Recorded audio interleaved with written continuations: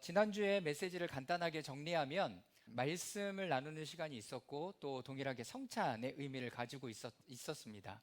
그러면서 공동체, 서로 세워가는 영적 공동체에 대한 이야기를 함께 나누었습니다.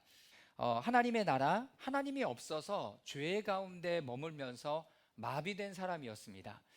이 마비된 사람이다라고 이야기할 때는요, 자발적으로 하나님 앞에 나아갈 수 없었던 사람이었습니다. 상황과 환경이 우리의 문제가 될 수 있다라고 생각할 수도 있습니다. 그러나 지난주에 함께 나누었던 이 사람은 죄로 인해서 자신의 여러 가지 부분들이 마비가 된 거죠. 그런데 참 감사하게도 그에게는 네 명으로 추정되는 친구들이 있었습니다. 그 마비된 사람을 침상 위에 올려놓고 내 귀퉁이를 들어서 많은 사람으로 인해서 예수님께 다 가까이 다가갈 수 없으니까 지붕으로 올라가 지붕을 뚫어내고 예수님 앞에 그 사람을 내려냄으로 말미암아서 예수님은 이 누워있는 마비된 사람의 믿음을 보시고가 아니라 친구들의 믿음을 보시고 그 사람을 치유하고 회복하기 시작하십니다. 여러분, 우리에게는 이런 영적인 공동체가 필요합니다.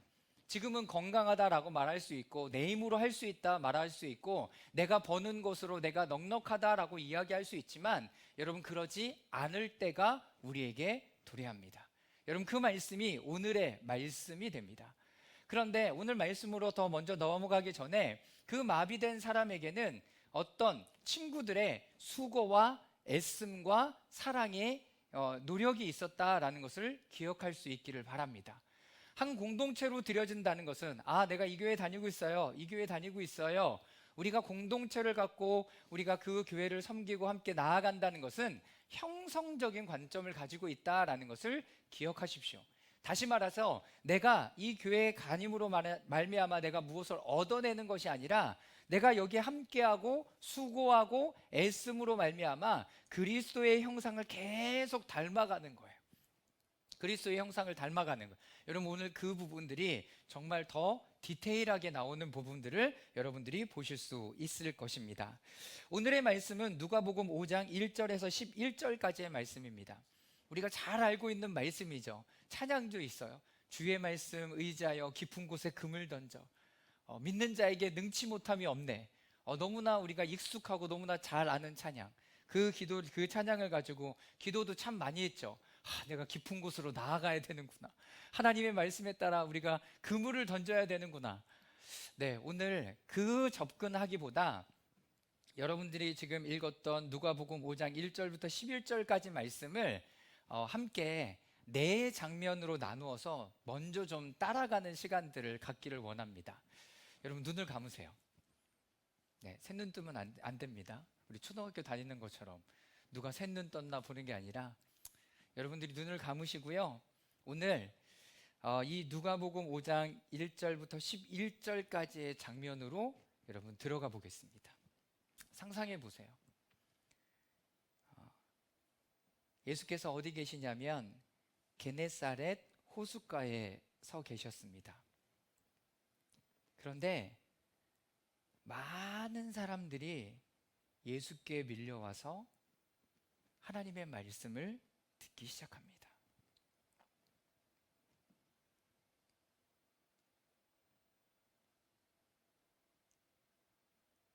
그런데 예수께서 보시니 배 두 척이 호숫가에 대 있고 어부들은 내려서 그물을 씻고 있습니다.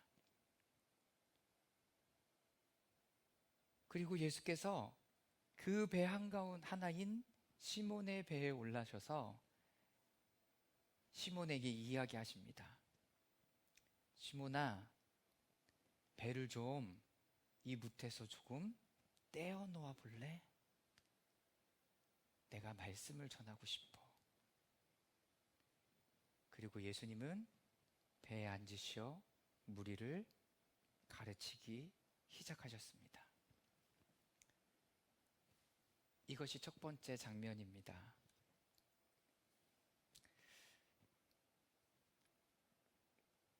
내가 만약에 베드로라면 여러분들은 이 예수님의 요청에 어떻게 반응하시겠습니까?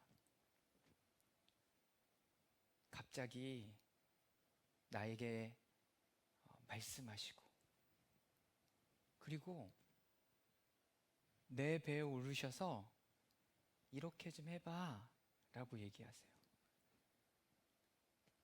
그리고 심지어 예수님께서 배에서 앉으시고 많은 사람들을 가르치고 계십니다.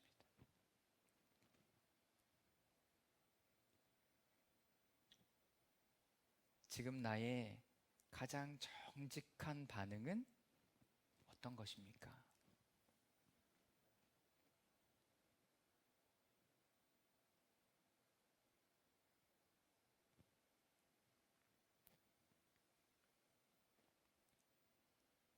이제 두 번째 장면으로 넘어갑니다.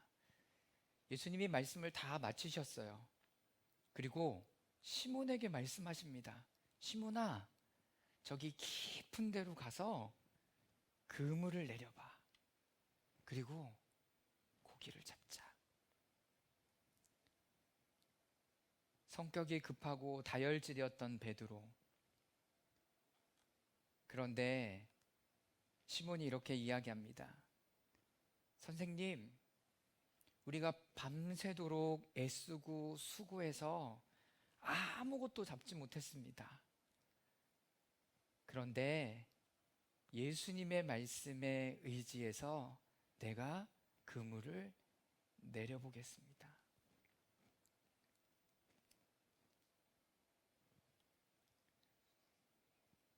2절에 그물을 씻고 있었던 것은 이미 고기잡이가 끝났다는 거고요.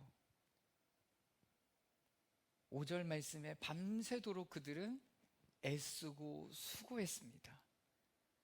그런데 얻은 것이 하나도 없었습니다. 이제는 들어가서 쉬어야 될 때, 임에도 불구하고 예수님은 계속해서 나에게 어떤 수고를 하고 계속 말씀하고 계세요. 나는 이러한 수고의 요청에 그러면 어떻게 반응하실래요? 예수님께 뭐라고 얘기하고 싶으십니까?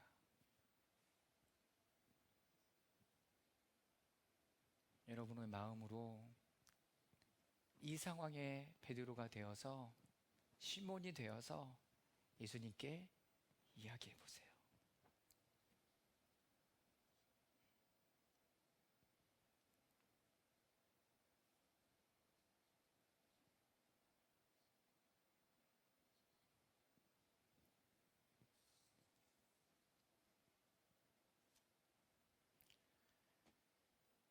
세 번째 장면입니다. 베드로는 그럼에도 불구하고 예수님의 말씀에 순종해서 깊은 데로 가서 그물을 던졌습니다. 그랬더니 많은 고깃대가 걸려들어서 그물이 찢어질 지경이었습니다. 그래서 그들은 다른 배에 있는 동료들에게 손짓해서 나 좀 도와줘 이야기하기 시작합니다. 그리고 그들이 와서 고기를 두 배에 가득 채웠는데도 배가 가라앉을 지경이 되었습니다. 시몬 베드로가 이것을 보았습니다. 가라앉을 정도로 가득 차 내 배에, 친구의 배에, 동료의 배에 가득 채워진 물고기를 보고 예수님의 무릎 앞에 엎드려 말합니다. 주님, 나에게서 떠나 주십시오. 나는 죄인입니다.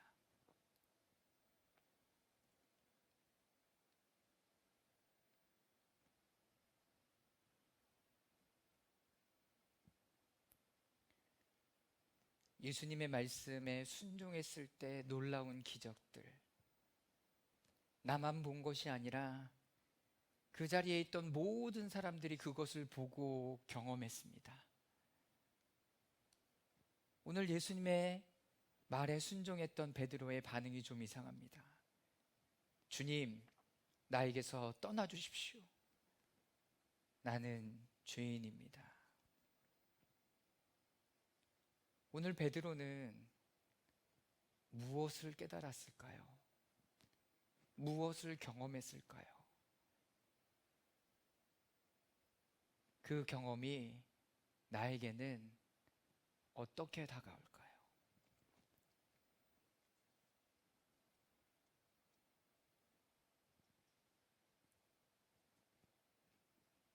마지막 네 번째 장면입니다.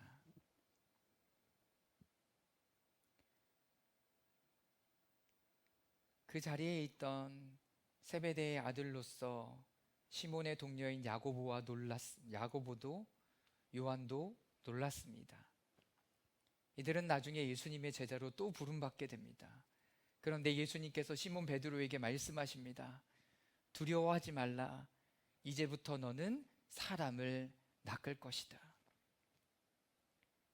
그들은 배를 무태댄 뒤에 모든 것을 버려두고 예수를 따라갑니다.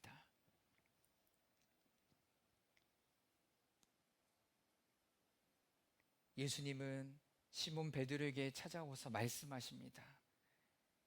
두려워하지 말라. 이제부터 너는 사람을 낚을 것이다.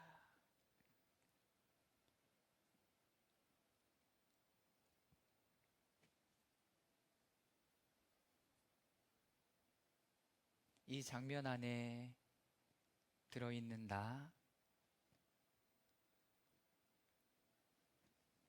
내가 베드로라면, 내가 시몬이라면, 내가 야고보라면, 내가 그 장면을 보고 있는 한 사람이라면 나는 이 부분들을 보면서 하나님께 무엇을 말하고 싶을까요? 여러분들의 마음으로 주님과 잠시 대화를 나눠보기 시작하십시오.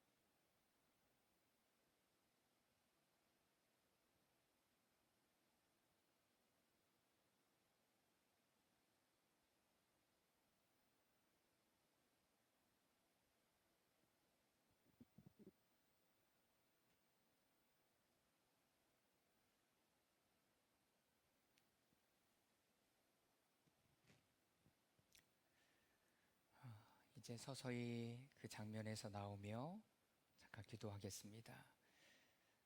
우리의 생명의 능력이 되시는 주님을 찬양하고 높여드립니다.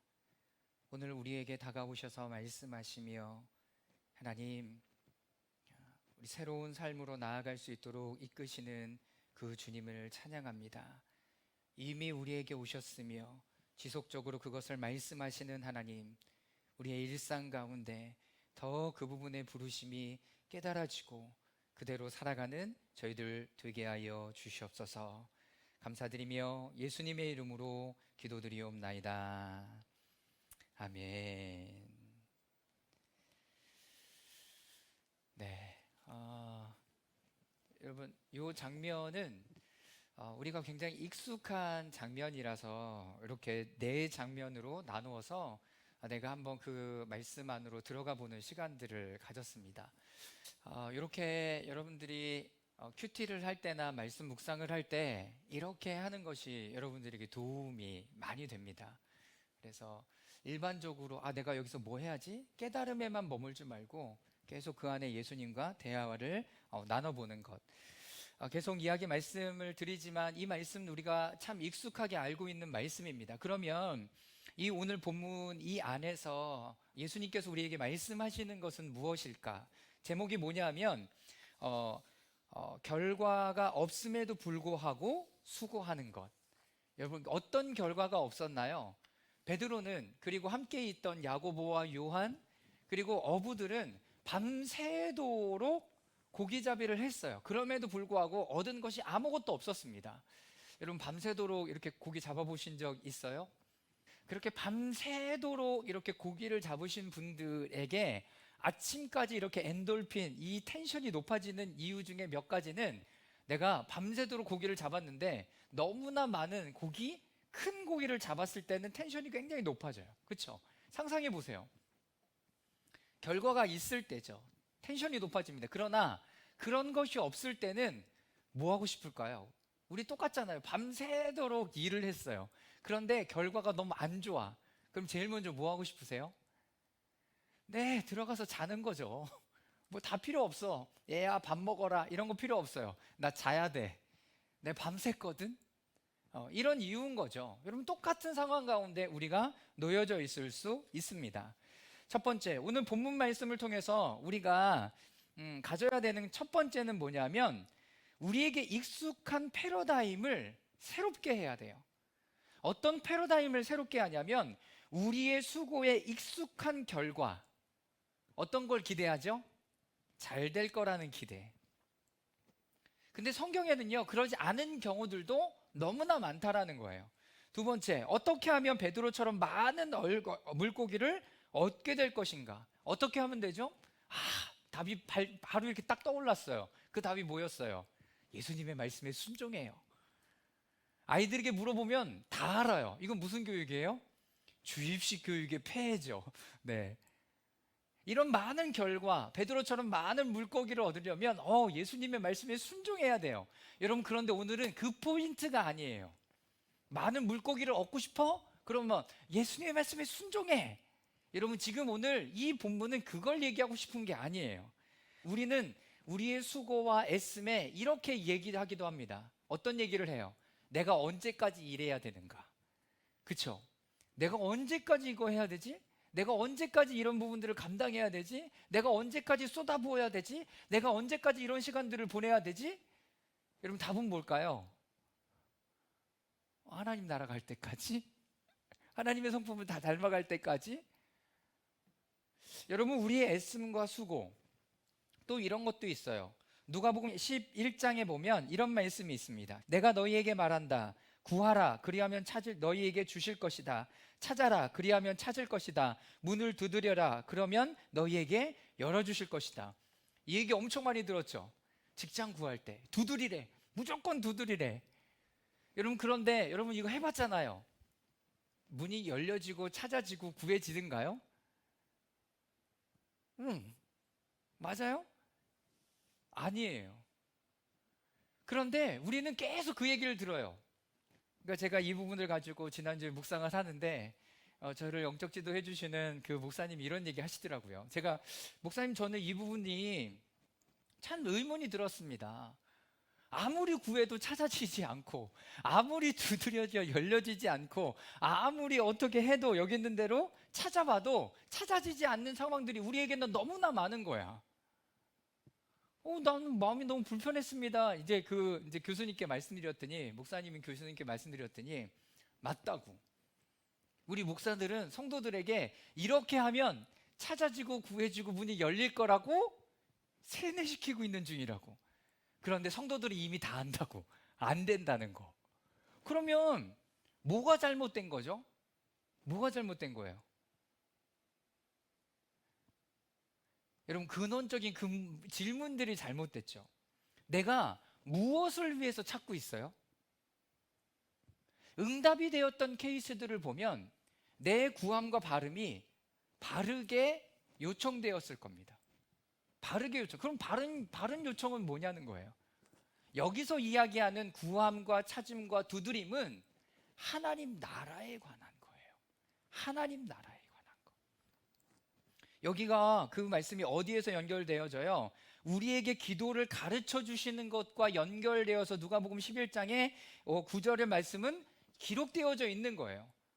그러니까 하나님의 나라를 구하는 데 있어서 하나님께 기도하는 데 있어서 하늘의 뜻이 이 땅 가운데 이루어지는 것 안에서 찾고 구하고 두드리는 거예요. 근데 내가 찾고 구하고 두드리는 걸 보면 다 뭐와 연결돼 있어요? 내가 사용하고 나의 어떠함과 자기중심성으로 모든 다 귀결되어져 있는 거예요. 여러분, 그러지 않을 수 있다. 그렇게 해도 나에게 응답이 없을 수 있다라는 것을 오늘 본문은 분명히 이야기해주고 있다라는 거예요. 그러니까 뭐예요? 첫 번째는 우리 안에 새로운 패러다임을 가져야 된다라는 거예요. 하나님 말씀 가운데. 여러분, 우리들이 가져야 되는 것은 우리의 생각과 패러다임 가운데 가장 이렇게 막 꽉꽉 채워 들어 있어서 야, 이렇게 되면 이렇게 될 거야, 이런 것이 아니라 어떤 거, 예수님의 말씀이 진짜로 얘기하는 예수님의 삶이 무엇이냐, 여러분 이거를 붙잡아야 된다는 거예요. 할렐루야.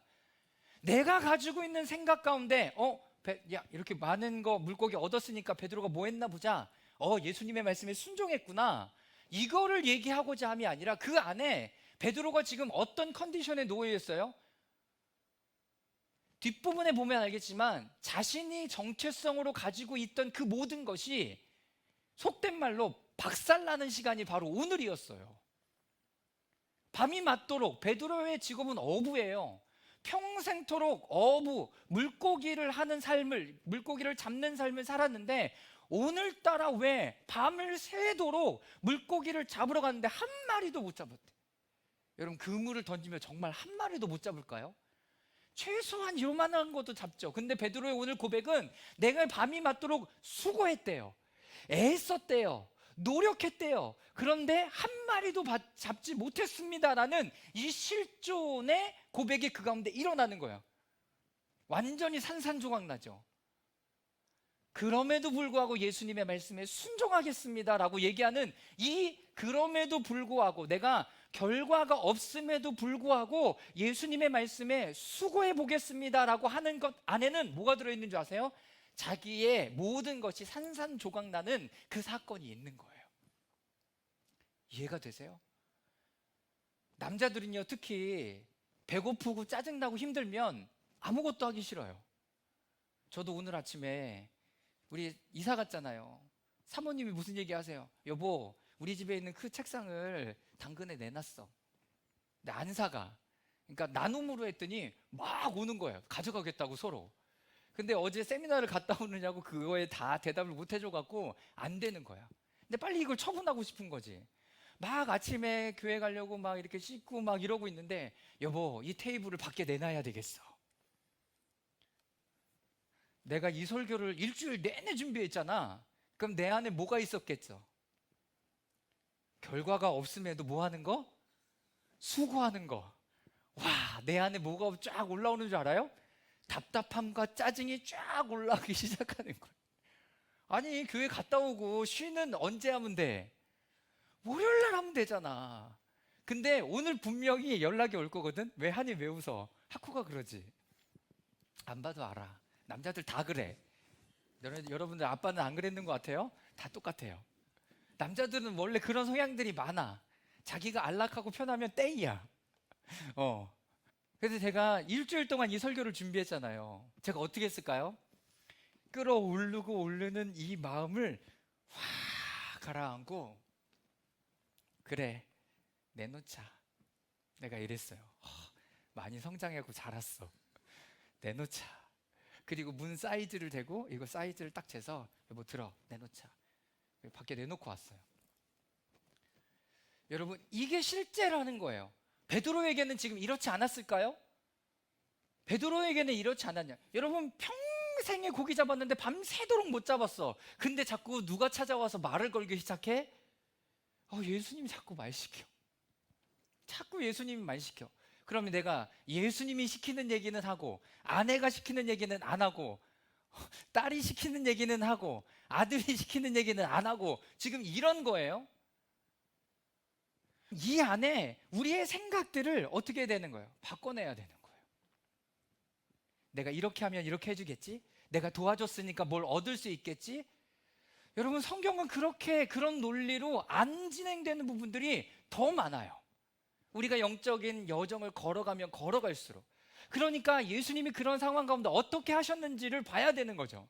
자, 오늘 첫 번째 구약의 본문으로 읽었던 말씀을 보면 6장 8절부터 13절까지 말씀을 한번 읽어보도록 하겠습니다. 그때 나는 주님께서 말씀하시는 음성을 들었다. 내가 누구를 보낼까? 누가 우리를 대신하여 갈 것인가? 내가 아뢰었다. 제가 여기 있습니다. 저를 보내주십시오. 그 전에 말씀이 뭐예요? 하나님의 임재가 가득했던 그곳 가운데 성전 안에서 이사야가 하나님의 임재를 경험했어요. 야, 대박. 주의 옷자락에 성전을 살짝 스치는 걸 봤어요. 야, 그런 임재가 어딨어. 그런 임재가 완전 대박 난 거죠. 그런데 여기 안에서도 이사야의 반응은 뭐였어요? 화로다. 내가 이제 죽게 되었구나. 왜? 자신을 정확하게 보는 거예요. 하나님의 임재는 성령이 충만해서 방방 뛰고 예언하고 기적이 일어나고 능력이 일어나는 게 아니라, 여러분, 그런 것도 일어나요. 그런데 더 근본적으로 하나님의 임재는 누구를 바로 보게 하는 줄 아세요? 나를 바로 보게 해요. 나를 바로 보게 해요. 화로다. 내가 죽게 되었구나. 나는 입술이 부정한 사람인데 왜 입술이 부정해요? 이사야, 하나님의 예언자고 선지자로서 하나님의 말씀을 선포하는 사람이었는데 왜 입술이 부정해? 예상하고 조금 이 얘기를 확장해 보건데 그냥 자기가 내뱉었던 말도 있었던 모양이죠. 하나님의 얘기가 아니라 내 생각을 얘기하고 내 마음을 얘기했던 적도 있었던 거야. 그러니까 화로다. 나는 입술이 부정한 사람이다. 근데 예수님 한 번도 그거를 야, 너 내가 시키지도 않은 말 왜 했어? 이러고 말씀하시지 않았지만 하나님의 임재가 임하기 시작하니까 그게 깨달아지기 시작한 거예요. 내가 안 해야 되는 말 했네. 하나님, 그랬더니 하나님께서 어떻게 천사를 보내셔서 제단 숯불을 가져다 그 입을 지져주시고 너는 정결케 되었다 선언해 주시잖아요. 그 다음에 내가 정결케 되었고 하나님과의 관계가 회복되었으니까 얼마나 좋아. 근데 하나님의 마음이 느껴지기 시작해. 그래서 8절이죠. 내가 누구를 보낼까? 누가 우리를 대신하여 갈까? 얘기했더니 이사야가 예수님, 하나님, 제가 하겠습니다. 자원하는 마음. 교회에서 많이 들었죠. 자원하십시오. 자원해서 드리십시오. 하나님 기뻐하십니다. 기뻐하세요. 그런데 9절, 10절, 11절 말씀은 어때요? 야, 네가 자원했으니까 이 사람 다 변화되고 새로워질 거고 하나님의 놀라운 역사가 일어날 거야 라고 얘기해 주시면 얼마나 이 힘이 받아서 달려갈까요? 근데 하나님의 말씀은 그게 아니었어요. 자, 9절, 10절 말씀 다 같이 한번 읽겠습니다. 시작. 그러자 주님께서 말씀하셨다. 너는 가서 이 백성에게 너희가 듣기는 늘 들어라. 그러나 깨닫지 못한다. 너희가 보기는 늘 보아라. 그러나 알지는 못한다 하고 일러라. 너희는 이 백성의 마음을 둔하게 하라. 기가 막히고 그 눈이 감기게 하여라. 그리하여 그들이 볼 수 없고 들을 수 없고 마음으로 깨달을 수 없게 하여라. 그들이 보고 듣고 깨달았다가는 내게로 돌이켜 고침을 받을까 될까 걱정이다. 예수님의 마음에 뭐가 느껴져요? 야, 네가 전해도 이 사람들 안 들을 거야. 네가 보여줘도 안 볼 거야. 이 사람이 안 보고 안 듣는 게 아니라 들어도 못 들은 척 할 거고 들어도 순종하지 않을 거고 봐도 모르는 척 할 거야. 여러분, 얼마나 힘든 메시지예요. 예수님, 이사야가 물어요. 하나님, 내가 언제까지 이렇게 해야 됩니까? 그랬더니 모든 것이 다 불타 없어질 때까지. 그리고 어느 때까지? 그루터기만 남을 때까지. 여러분, 얼마나 오랜 시간들이 걸릴까요?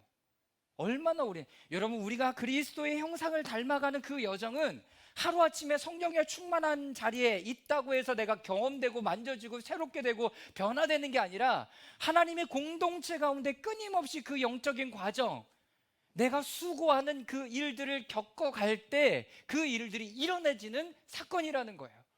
아, 내가 그래서 그냥 단순하게 이거 하면 이거 주시겠지? 내가 40일 작정 기도하면 하나님이 응답해 주시겠지? 내가 이 교회 다니면 응답해 주시겠지가 아니라 하나님께서 정말로 이 사건들을 통해서 나에게 말씀하시는 것들을 내 마음에 새길 때 여러분 그 일들이 일어나기 시작하는 거예요. 근데 그 사건의 목적이 아니라 어떤 목적이요? 내가 하나님의 형상을 계속 닮아가고 있는 나를 보게 되는 거죠. 두 번째 포인트, 결과가 없음에도 불구하고 수고하는 요청을 예수님은 계속 우리에게 하십니다. 지난주에 함께 말씀을 본 거 기억나시죠? 4명의 친구가 한 명의 중풍병자를 데리고 와요. 마비가 되어 있어요. 그런데 그 안에도 수고와 애씀과 사랑이 그 안에 녹여져 있죠.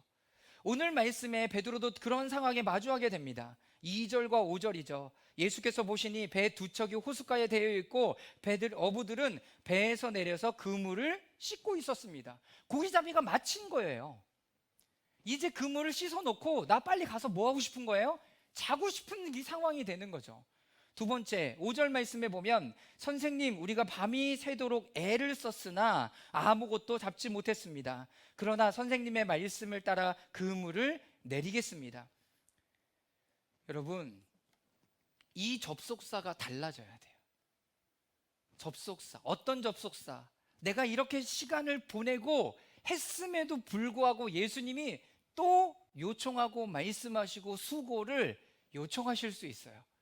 그랬을 때 나의 마음 가운데 일어나는 접속사가요, 그러나 하나님 제가 수고하겠습니다. 하나님 제가 열매가 없는 것을 다 보았고 그럼에도 불구하고 하나님의 말씀에 순종하겠습니다. 근데 재밌는 거 뭔지 아세요? 이 수고와 애씀과 그 상황 가운데 내가 또 뛰어들어가는 것은 나의 뭘 눌러야 되는 줄 아세요? 나의 정체성, 그동안 가졌던 그 정체성과 너무나 자연스럽게 터져나오는 그 육적인 혼적인 반응을 부인해야 이 일들이 가능한 거예요. 부인해야.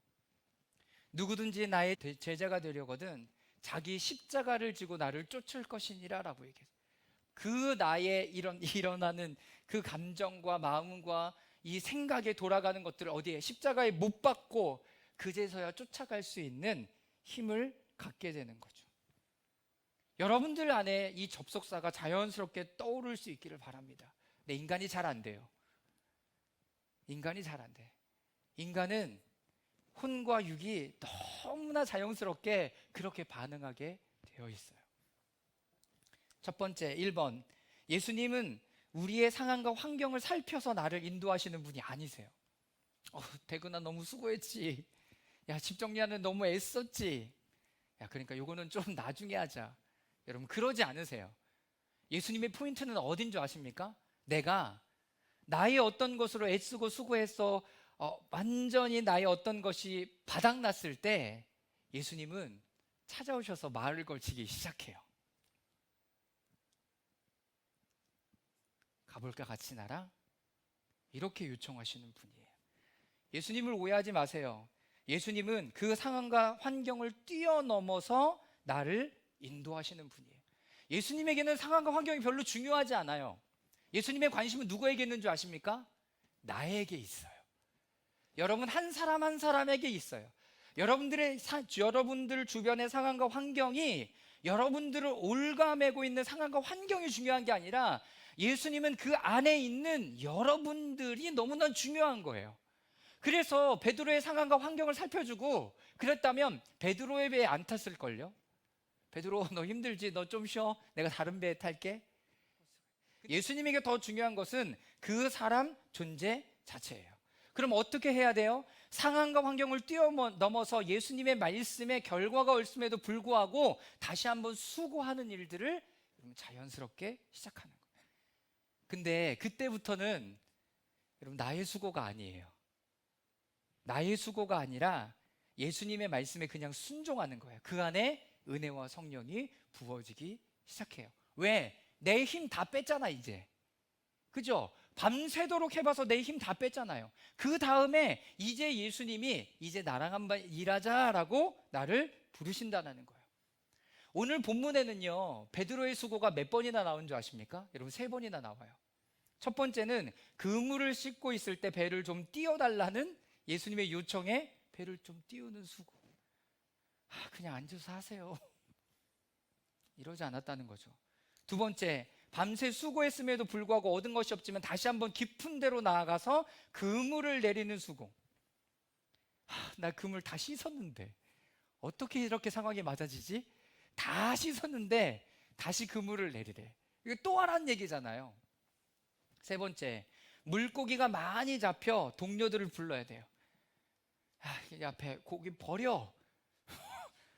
고기 버려 그냥. 야, 내가 가져갈 만큼 가져가. 야, 쟤네들 왜 불러? 여러분, 이 자체의 수고들이 우리 가운데 주어진다는 거예요. 그러면 여러분 기억하십시오. 우리의 혼적, 육적 갈망 가운데 집에 가서 쉬고 따뜻한 데 들어가고 싶고, 여러분 이런 모든 것을 어떻게 해야 돼요? 뒤로 미루고 저버리고 그 예수님의 말씀을 따라가는 수고가 우리 가운데 있기 시작합니다. 그럼 그때라는 거죠. 두 번째, 물고기의 소중함, 내가 먹고 살아야 하는 정체성, 어부. 그런데 그 물고기를 한 마리도 잡지 못하는 실망감과 좌절감 안에서 베드로는 완전히 깨어지는 사건을 갖죠. 여러분, 그냥 돌아오는 거 너무 힘들어요. 정말 쉽지 않아요. 정말 쉽지 않아요. 어떤 베드로 같은 사람들, 다혈질이고요, 자기 힘으로 모든 것을 다 해봤던 사람이고, 그 기간이 넘어가면 넘어갈수록 자신의 어떤 것이 단단해져 있는 사람들에게는 어떤 시간이 필요해요? 이렇게 다 완전히 부서지고 깨지는 시간들이 있을 때야 이것이 자기 자신이 직면되기 시작합니다. 여러분, 이것이 깨지는 것에 대한 두려움이 여기에 있어요. 자신의 거짓자, 이거를 벗어내는 사건이 되는 거죠. 야, 내가 밤새도록 내가 40년 했는데 이런 경험 처음이다. 야, 안 되는구나. 안 돼. 이거를 경험해야 돼요. 자신의 연약함이 드러내는 사건이 있어요. 그리고 상함을 나타내는 사건들이 우리 가운데 주어져요. 여러분, 여러분들에게 그런 사건이 마주되어진다면, 지금 하나님이 일하시는구나로 여러분들의 생각을 바꾸세요.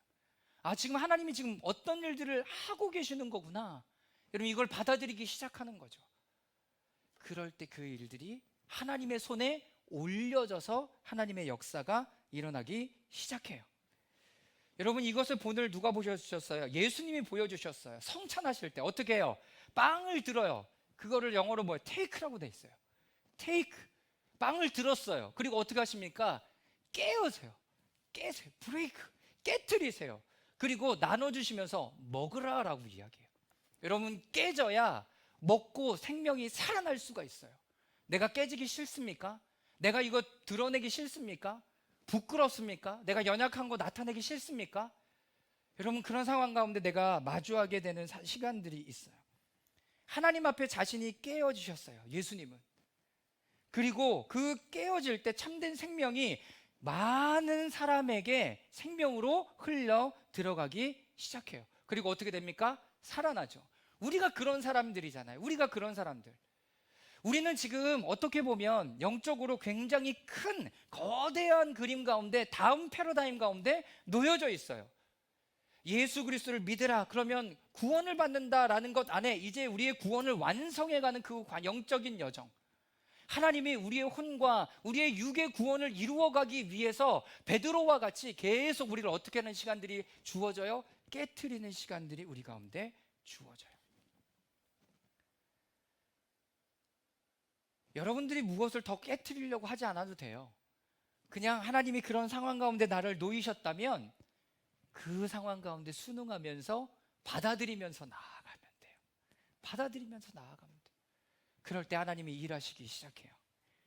세 번째, 베드로는 오늘 물고기로 점철되는 정체성이 아니라 예수 그리스도 안에서 참된 정체성으로 부름받기 시작합니다. 여러분, 그렇게 깨어지는 사건, 박살나는 사건, 무너지는 사건, 아무것도 아닌 사건, 근데 내가 붙잡고 있는 것이 너무나 정확하게 보여지기 시작해요. 자, 8절, 시몬 베드로가 이것을 보고 예수의 무릎 앞에 엎드려서 말했습니다. 주님, 나에게서 떠나 주십시오. 나는 죄인입니다. 왜 이런 얘기를 해요? 내가 진짜 죄인이니까? 그게 아니라요, 9절 말씀에 보면 베드로 및 그와 함께 있는 모든 사람은 그들이 잡은 고기가 엄청나게 많은 것에 놀랐던 것이에요. 그냥 고기가 많이 잡혀서 놀랐구나, 이게 아니라 그 기적이, 예수님의 말씀에 순종했을 때 기적이 일어나는 사건 안에 자신의 정체성이 보이기 시작하는 거예요. 누구처럼? 이사야처럼. 하나님의 임재 가운데 자신이 누구인지가 보여지기 시작하는 거예요. 하나님의 임재는 나를 정확하게 보게 해요. 나는 죄인입니다. 이 고백 안에는 하나님의 거룩함과 능력이 만나는 곳에서 생기는 반응인 거죠. 아, 저분이 예수님이었구나. 기적이 뭐예요? 기적, 사인이라고 얘기했어요. 사인. 뭘 가리켜? 예수님, 저분이 예수님이구나 하는 사인을 분명하게 알려주는 것이 여러분 기적이에요. 예수님이 막 기적만 일으키고 다녔나요? 예수님의 자신의 정체성들을 계속 드러내면서 이 부분들을 나타내기 시작하는 거예요. 사랑하는 여러분, 예수님은요, 지금 이 사건들을 통하여서 베드로에게 내가 누구인지를, 내가 무엇을 붙들고 살아갔던 사람인지를 정확하게 보여줘요. 베드로는 물고기가 자신의 전부였어요. 이 전부가 자신을 뒤통수 치는 거죠. 한 마리도 못 잡았잖아요. 여러분, 그때가 하나님이 나를 만지시는 기회가 됩니다. 이사야 6장 5절이죠. 나는 부르짖었다. 재앙이 내게 닥쳤구나. 이제 나는 죽게 되었구나. 나는 입술이 부정한 사람인데 입술이 부정한 백성 가운데 살고 있으니 왕이신 만군의 주님을 만나 뵙다니. 내가 죽게 되었다라는 것을 인지하는 거죠. 아, 내가 죽게 되었구나.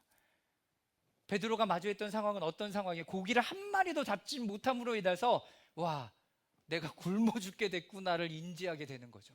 그런데 더 근본적으로는 내가 영적으로 죽게 되었구나를 깨닫는 거예요. 누구 앞에? 예수 그리스도 앞에 이것을 깨닫게 되는 거죠. 그랬더니 어떤 일이 일어납니까? 오늘 베드로는 예수님의 말씀을 통하여 새로운 부르심으로 나아가게 됩니다. 자, 10절과 11절 말씀을 다 같이 한번 읽어보겠습니다. 시작. 또한 세베대의 아들로서 시몬의 동료인 야고보와 요한도 놀랐다. 예수께서 시몬에게 말씀하셨다. 두려워하지 말라. 이제부터는 너는 사람을 낚을 것이다. 그들은 배를 무태댄 뒤에 모든 것을 버려두고 예수를 따라갔다. 여러분, 베드로에게 있어 이제는 뭐가 중요하지 않은 거예요? 물고기가 중요하지 않아요. 물고기의 많고 적음이 중요하지 않아요. 여기 뭐라고 돼 있어요? 배를, 모든 것을 버려두고 예수를 따라갔다. 여전히 물고기를 잡는 것, 이 배가 중요했으면 누구에게라도 맡겨두고 갔을 거야. 은희야, 이 배 잘 봐. 내가 예수님 따라갔다가 아니면 다시 돌아올게. 이렇게 말한 것이 아니라 그냥 이 사람에게 오늘 자신의 모든 정체성이 완전히 뒤집어져 버리는 사건이 베드로에게 주어진 거예요. 근데 우리의 포커스는 계속 어디 있었어요? 물고기를 많이 잡는 거. 물고기를 많이 잡으려면 예수님 말씀에 순종해야 되겠구나?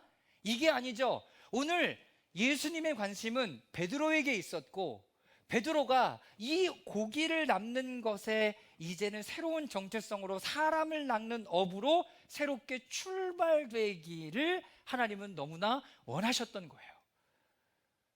그런데 뭐가 벗어나지 않아요? 자기 직업적인 소명과도 벗어나지 않아요. 직업적인 물고기를 낚았던 그 자신의 정체성이 이제는 더 견고해지고 하나님의 영적으로 이것이 맞아짐으로 말미암아 사람을 낚는 어부, 여기에 이렇게 써 있지만 개역개정엔 사람을 취하다라는 단어로 이 단어가 바뀌어져 있어요.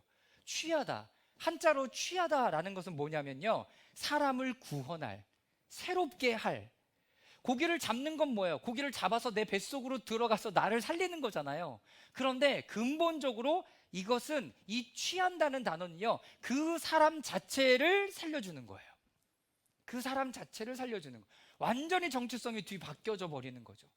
아니면 더 높은 차원의, 더 영적인 차원의 부르심으로 나아갈 수 있게 되는 거죠. 여러분들 이 과정을 보세요. 베드로가 이 정체성을 찾고 싶어서 안달이 났어요? 아니에요. 예수님이 찾아오시기 시작해요. 예수님이 찾아오시기 시작하는데, 어느 때 내가 일상 가운데 예수님이 찾아오시기 시작해요. 내가 핵심을 잡고 있고 내 주된 정체성이라고 갖고 있던 것에 어려워지고 뒤통수 맞기 시작하고 완전히 깨어지기 시작할 때 예수님이 찾아와서 물으세요. 뭐라고? 나는 너에게 대해서 엄청나게 크고 놀라운 계획을 가지고 있어.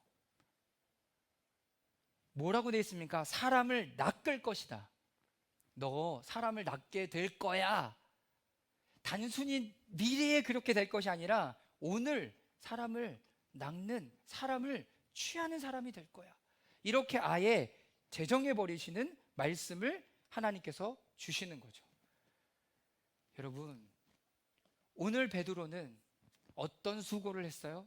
자신의 혼과 육의 갈망에 대한 이 모든 부분들을 우리가 알고 있는 것 안에서 십자가에 못 박고 내려놓고 뒤로 밀어놓고 예수님의 말씀에 순종해서 수고하기 시작합니다. 그때 찾아지는 건 뭐였어요? 내가 누구인가를 분명하게 알게 돼요. 아, 내가 이거 되게 싫어하는 사람이구나. 이걸 되게 짜증내는 사람이구나. 내가 이거를 굉장히 불편해하는 사람이구나를 알아가요. 베드로는 그걸 알았던 거죠. 그래서 나는 죄인입니다라고 고백한 거예요. 근데 예수님은 야, 너 죄인이야? 너 회개해? 이거를 말씀하신 게 아니죠. 그 다음에 어디로 나아가게 하세요? 새로운 정체성을 그에게 부여하시기 시작해요. 베드로는 오늘 새로운 정체성으로 형성되어 가기 시작해요. 여러분, 기가 막히죠? 오늘 하나님이 우리를 이렇게 부르고 계시다는 거예요. 이렇게 부르고 계시다는, 교회 다니니까 좋겠다, 잘 되겠네, 아픈 것도 없겠네, 기도하면 다 들어주시겠네. 여러분, 이런 얘기가 별로 우리에게 중요하지 않아요, 이제는. 왜요? 우리는 하나님과 함께 그 영적 여정을 가는 사람들이기 때문에. 여러분, 똑같은 그림이 창세기 12장 1절부터 3절까지 나와 있어요. 우리 다 같이 한번 읽어보겠습니다. 시작. 여호와께서 아브라함에게 이르시되 너는 너의 고향과 친척과 아비의 집을 떠나 내가 내게 보여줄 땅으로 가라. 내가 너로 큰 민족을 이루고 내게 복을 주어 내 이름을 창대하게 하려니 너는 복이 될지라. 너를 축복하는 자에게는 내가 복을 내리고 너를 저주하는 자에게는 내가 저주하리니 땅의 모든 족속이 너로 말미암아 복을 얻을 것이라 하신지라. 아브라함에게 하나님 세 가지 약속하세요. 첫 번째 뭐였어요? 복. 두 번째는 뭐예요? 자손. 그리고 세 번째는 땅을 주겠다. 하나님 이런 약속을 하세요. 너무나 재밌는 거 뭔지 아세요? 창세기 3장 이후에 11장, 12장이 될 때까지, 12장 1절 될 때까지 복이란 단어가 한 단어도 안 나와요. 창세기 1장, 2장, 3장에 하나님께서 주셨던, 인간에게 주셨던 복이 타락함으로 말미암아, 하나님을 떠남으로 말미암아 어떻게 됐어요? 사라졌어요. 근데 창세기 12장 1절, 2절, 3절 하면서 하나님이 아브라함을 부르시면서 너에게 복을 주겠다라고 얘기해요. 근데 똑같아요. 뭐가 똑같은지 아세요? 베드로의 여정과 똑같아요.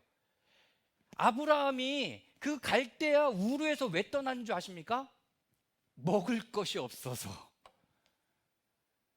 그의 아버지 데라는 우상을 만드는 사람인데 먹을 것이 없으니 사람들이 우상도 만들어 놓은 걸 사지도 않아. 그래서 먹을 것이 없어서 거기를 떠나요. 뭘 찾아 떠나는 거예요? 자신의 먹을 수 있고 일할 수 있는 영적인 여정을 찾아서 떠나요. 그런데 그 장소를 찾지 못해요. 내가 그 영적 여정을 떠나요. 여러분, 찾지 못해요. 그런데 그의 아버지가 죽고 형이 죽고, 여러분, 그런 상황에서 창세기 12장에 딱 놓여져 있을 때 하나님께서 누구를 찾아와요? 아브라함을 찾아와요. 아브라함을 찾아오면서 뭐라고 얘기하십니까? 첫 번째 얘기가 뭐예요? 너의 고향과 친척과 아비의 집을 떠나서 내가 내게 보여줄 땅으로 가라라고 얘기해요. 하나님을 따라가는 일들은 어떤 일이에요? 모험을 감행하는 일이에요.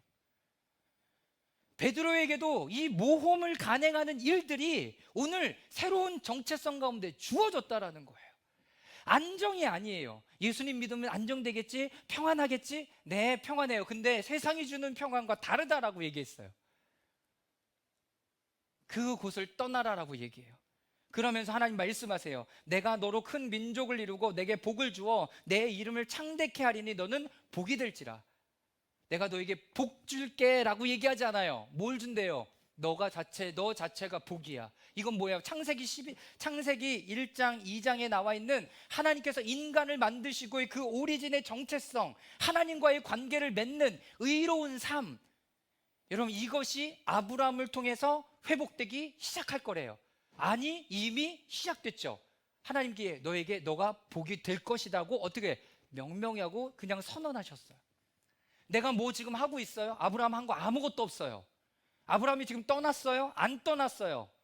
그럼에도 불구하고 하나님은 그 사람을 택해서 너가 복이 될 거야 라고 얘기하는데 어떤 계명까지도 줘요? 창세기 1장, 2장, 3장에 생육하고 번성하라는 그 계명까지도 아브라함을 통해서 선포되기 시작합니다. 할렐루야. 여러분 이게 뭐예요? 여러분들이 선포하고 복을 선포하는 그것 가운데 하나님의 복이 선포된다는 거예요. 여러분들이 저주하는 그것 가운데 저주가 임한다라는 얘기예요. 여러분들 엄청난 사람들이에요. 아브라함에게 하나님이 허락하셨던 그 복의 근원이 예수 그리스도를 믿는 여러분들에게 한 사람 한 사람에게 이미 주어졌고 그 영적인 여정이 시작되었다라는 거예요. 그러니까 내가 더 많은 물고기를 얻기 위해서 내가 수고하고 애쓰면 얻어지는구나가 아니죠. 예수님의 말씀에 순종하면 내가 많은 물고기를 얻는구나. 물고기 별로 이제 중요하지 않아요. 뭐가 중요해요? 하나님께서 나와 동행하시고 그 새로운 영적인 여정을 출발하시는 게 더 중요한 이슈가 된 거죠. 존재 자체의 부르심이 시작됐어요. 여러분들이 그런 존재입니다. 여러분 가슴에 손을 얹으세요. 저는 복을 받은 사람입니다. 조금만 더 크게. 저는 복을 받은 사람입니다. 그리고 그 복을 나누라고 나를 부르셨습니다. 여러분 너무나 중요한 사람이에요. 누구 안에서? 예수 그리스도 안에서 너무나 중요한 사람이에요. 그런데 우리의 혼적인 육적인 갈망은 계속 어디를 향해 가요? 물고기를 향해 가요. 그래서 첫 번째로 말씀드린 우리의 영적인 패러다임을 바꿔야 된다는 거예요. 영적인 패러다임을 바꿔야 돼요. 두 번째 뭘 얘기했습니까? 결과가 없음에도 불구하고 우리 수고하는 요청을 우리에게 하신다는 거예요. 우리에게. 그 수고를 할 때 우리의 혼적인 육적인 이 모든 것들을 내려놓을 때 이 수고가 가능해져요. 수고가 가능해져요. 근데 그 수고를 통해서 세 번째 뭘 얻어요? 나를 알게 돼요. 그리고 하나님의 새로운 부르심을 알게 됩니다. 이것이 근원적인 부르심으로 나아가도록 우리를 이끄시는 하나님의 마음이라는 거죠. 여러분 다시 잠시 침묵 가운데 거하는 시간들을 갖겠습니다.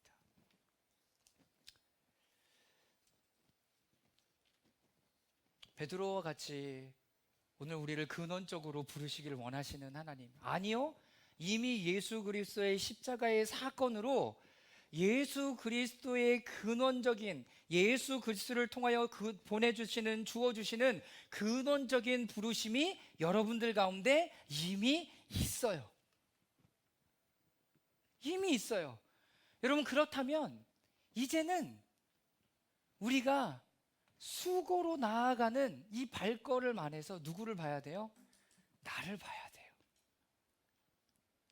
내가 수고를 요청할 때 나의 마음의 움직임은 어떤지, 내 혼의 움직임은 어떤지, 내 육의 움직임은 어떤지를 보셔야 돼요. 두 번째, 예수님이 그 과정을 통해서 우리를 어떤 부르심으로 인도해 가시는가.